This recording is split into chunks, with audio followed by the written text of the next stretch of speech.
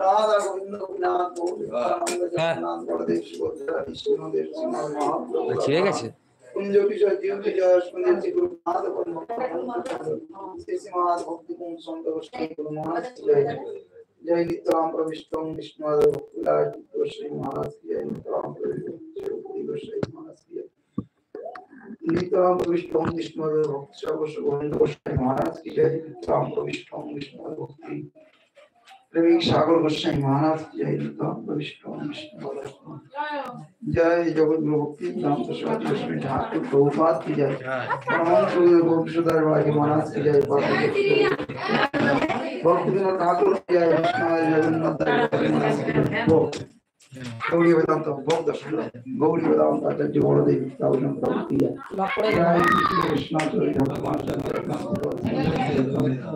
प्रभु नित्यानंद श्री अद्वैत राधादास प्रसादी जय श्री रूपनाथन भक्त रघुनाथ श्री जी गोपाल भक्त रास नामाचार्य जगन्नाथ ठाकुर की जय गोविंद भगवान नाथ जी जगन्नाथ गोविंद शिवांत दिगंबर ज्योत्नो ध्यान राधाकृष्ण को शांत सर्वविघ्न भक्ति विनाशम भगवान नृसिंहदेव की जय जय सर्वाभीष्ट भक्त गिरिराज महाराज की जय राम प्रभु की जय राम अवतारी शशिलाल गौर हरि की जय जय भक्त भगवान की जय जय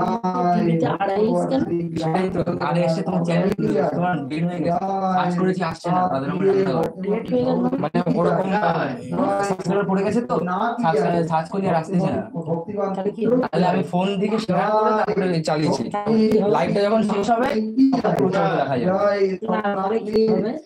ভিডিও ছাড়ছে না ঠিক মতো একটু না চালিয়ে হবে বাবা